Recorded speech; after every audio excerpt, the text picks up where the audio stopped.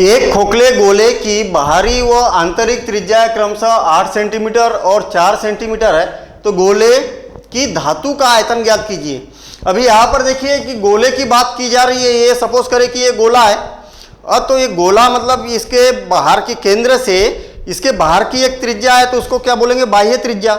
अब गोला जो बना हुआ है ये किसी न किसी चादर का बना होगा या प्लास्टिक का बना होगा या किसी भी मेटल का बना होगा, तो ये कुछ न कुछ इसकी मोटाई होगी। तो केंद्र से बाहर के सरफेस तक की जो दूरी है वो r1 होगी, बाह्य त्रिज्या कहलाएगी। और इसके जो मोटाई है उसके अंदर के सरफेस तक की अगर दूरी केंद्र से देखी जाए तो उसको बोलेंगे हम r2। यहाँ पर डायग्राम के भी थ्रू हम समझ सकते हैं। सपोज करें कि ये गोला है और गोले की जो चादर है, ये देखिए ये चादर है, तो ये गोले से लेके बाहर तक की दूरी कितनी है, बाह्य त्रिज्या कितनी बताइए, 8 सेंटीमीटर, और ये 8 सेंटीमीटर है। और चादर क्या है, थोड़ी सी मोटे चादर की है, क्योंकि यहाँ पर 4 और 8 की बात हो रही है ना, तो ये गोला तो इस टाइप से कुछ बनेगा। तो बाहर की त्रिज्या कितनी हो गई, 8 सेंटीमीटर, और अंदर की त्रिज्या हो गई 4 सेंटीमीटर।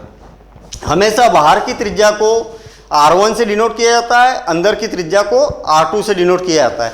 और हम जानते हैं कि गोले का गोलीय कोश का आयतन क्या होता है, 4/3 पाई r1 cube minus r2 cube. ये फार्मूला मैं बेसिक में आपको बता दिया और कैसे याद रखना है ये भी बता दिया हूँ। तो आपको यहाँ पर लिखना है कि गोलीय खोखले गोले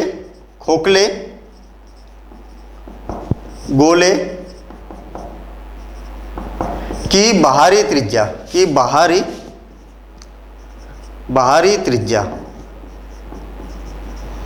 r1 बराबर से 8 सेंटीमीटर और खोखले गोले की आंतरिक त्रिज्या r2 बराबर से 4 सेंटीमीटर है। अब ये हमें त्रिज्याएं मालूम है इसकी। अब इसका आयतन क्या होगा, खोखले गोले के गोलीय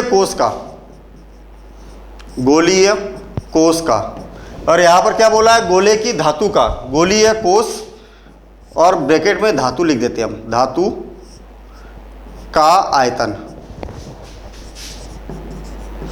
और आयतन का फार्मूला होता है 4/3 पाई r1 का क्यूब माइनस r2 का क्यूब। 4/3 और पाई का मान कितना है, 22/7, और r1 का क्यूब मतलब बाह्य त्रिज्या की बात कर रहे हैं, तो 8 का क्यूब, 8 क्यूब माइनस 4 क्यूब। और हमें फार्मूला मालूम है a cube minus b cube का फार्मूला होता है।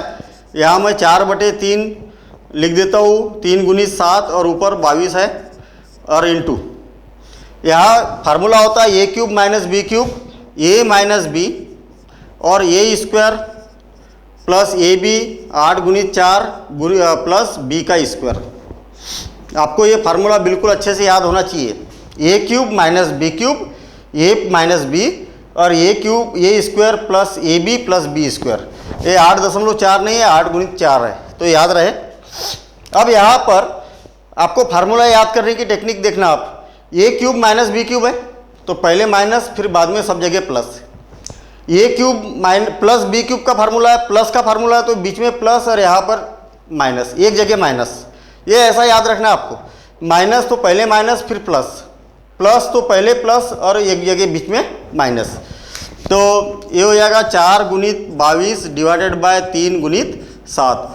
8 में से 4 गया तो 4 बचा, अभी ब्रैकेट लगाने की ज़रूरत नहीं है, × 4, और यहाँ ब्रैकेट लगाएगा 8 × 8 = 64 प्लस 8 × 32 प्लस 4 × 16।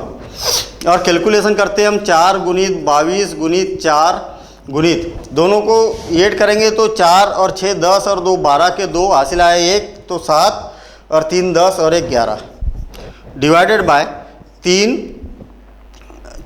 × 7।